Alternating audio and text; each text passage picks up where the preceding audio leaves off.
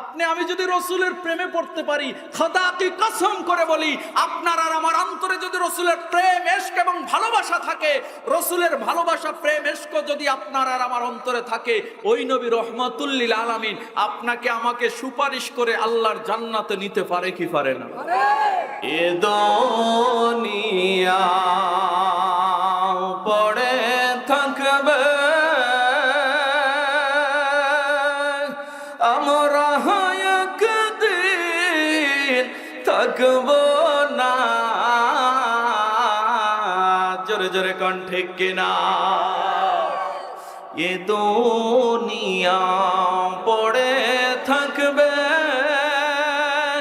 আমরা একদিন থাকব না।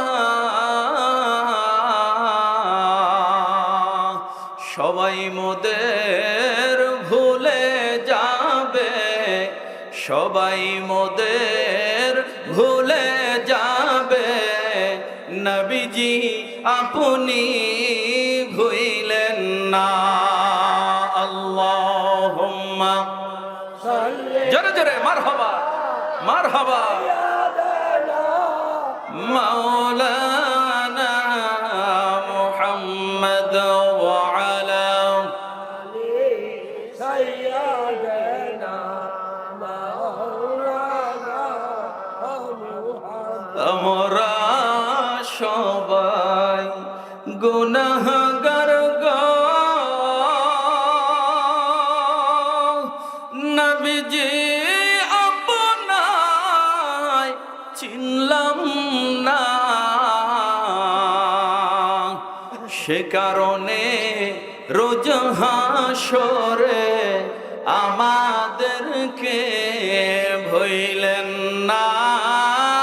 আল্লাহুম্মা সাল্লি মারহাবা সাইয়্যিদানা মাওলানা মুহাম্মদ ওয়া আলা আলি সাইয়্যিদানা মাওলানা মুহাম্মদ। লা ইলাহা জোরে লা ইলাহা,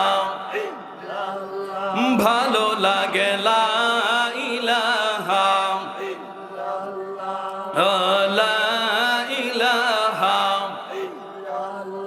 জবান খুলে লা ইলাহা লা ইলাহা লা ইলাহা।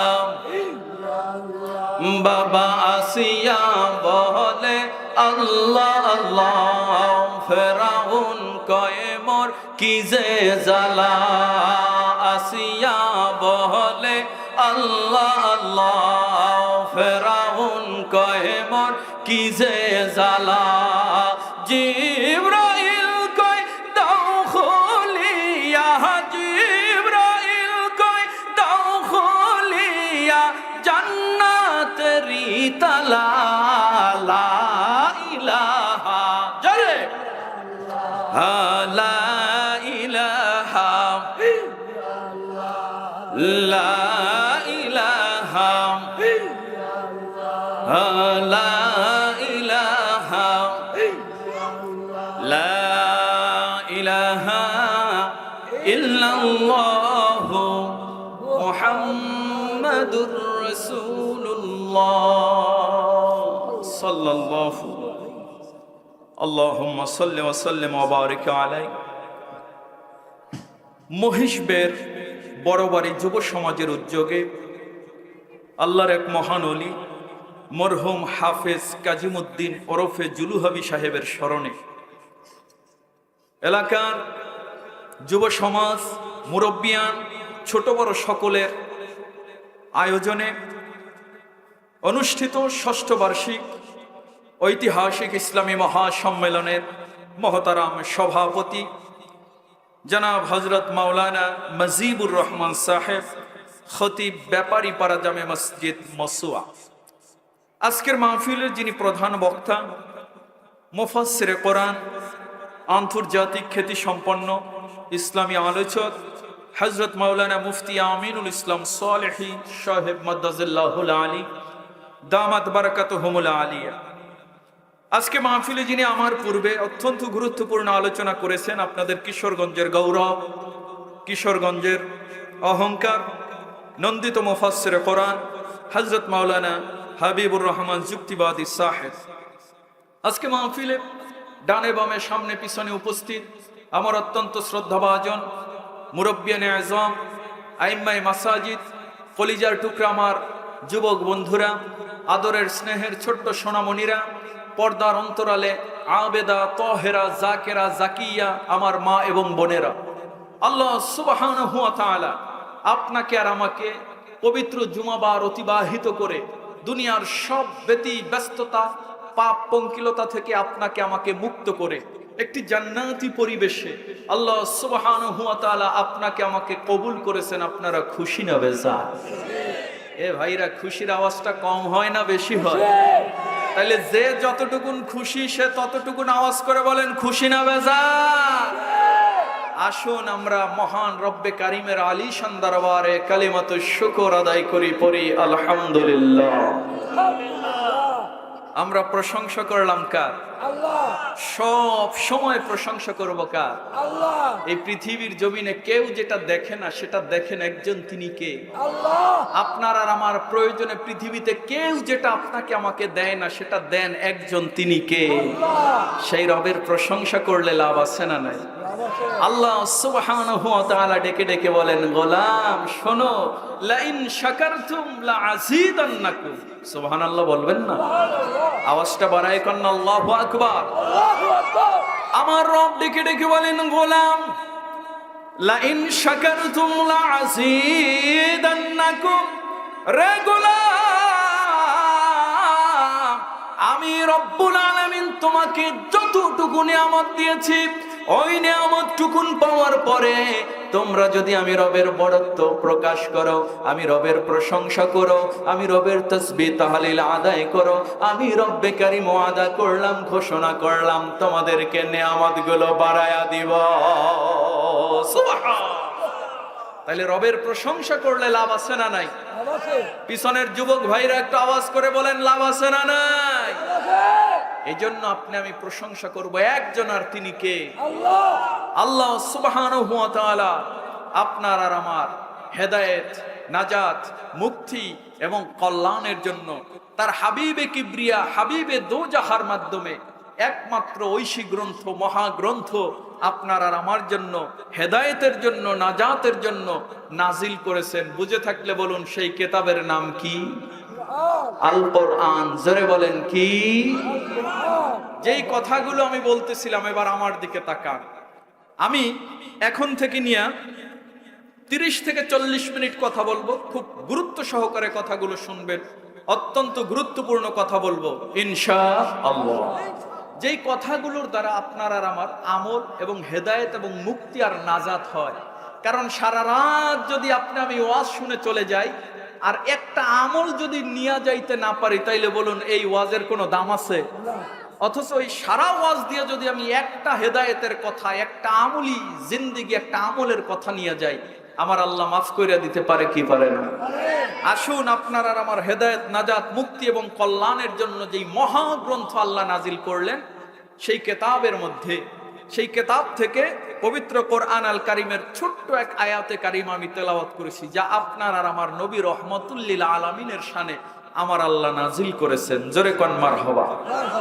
আল্লাহ সুবহানাহু ওয়া তাআলা ডেকে ডেকে বলেন, হাবিব দোস্ত আমার, ওয়ামা আরসালনাকা ইল্লা রাহমাতাল লিল, জোরে জোরে কোন রাহমাতাল লিল হাবিব, আমি আপনাকে গোটা আলামিনের জন্য রহমত করে পাঠাইছি। জোরে কোন না সুবহানাল্লাহ। তাইলে বুঝা গেল আপনার আর আমার নবী রহমাতুল লিল। কোন সন্দেহ আছে? জোরে কোন সন্দেহ আছে? এই রহমাতুল লিল আলামিনকে পেয়ে আপনি আমি খুশি না বেজার? জোরে কোন খুশি না বেজার?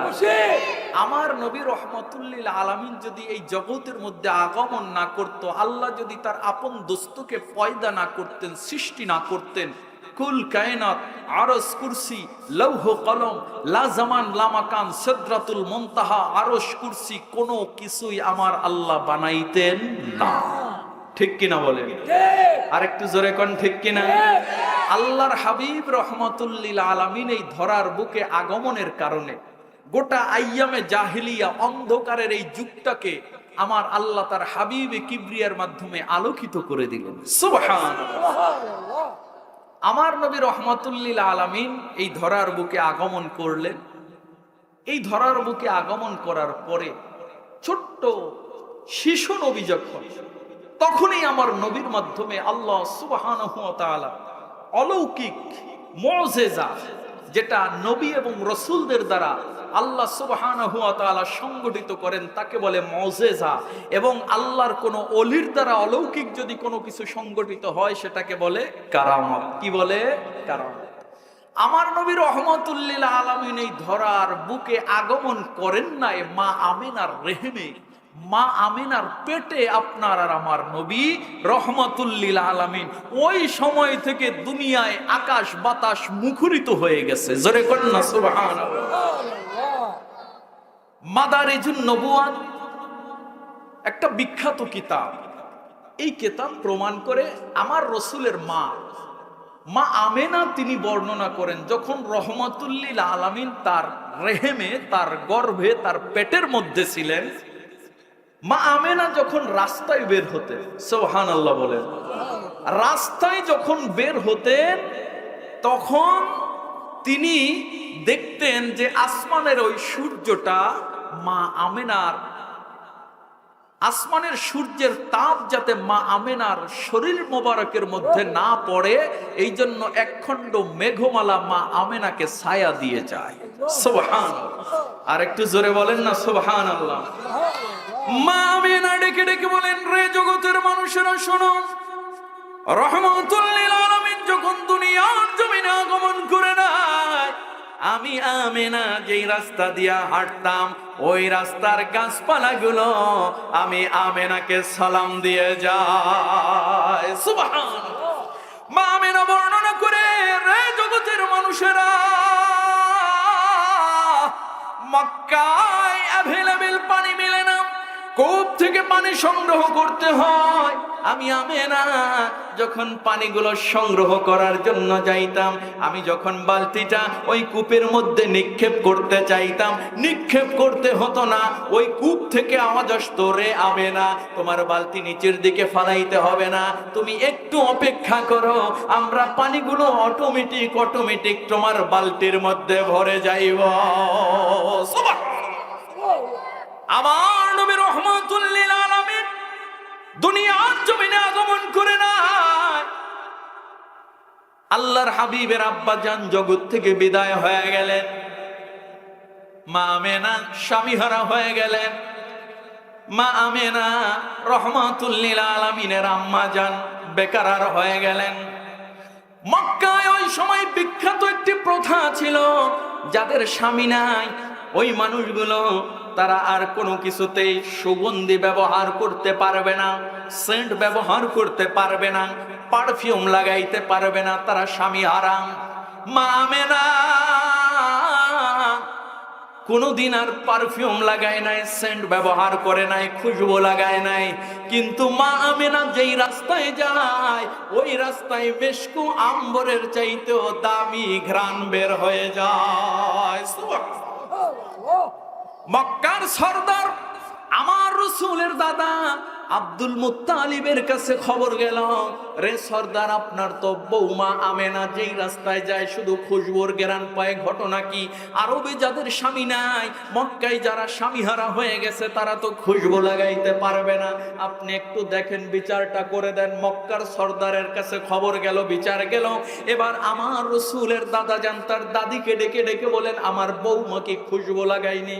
বলে, আমি তো জানি না, তবে ঘটনা হলো যেই গোসলখানায় আমার বৌমা গোসল করে, গোসলখানা থেকে বের হওয়ার পরে আমি যখন ওই গোসলখানায় যাই, গিয়া দেখি পুরা গোসলখানাটা মেশকো আম্বরের চাইতেও দামি ঘেরানে ভরপুর হয়ে যায়। সুবহানাল্লাহ।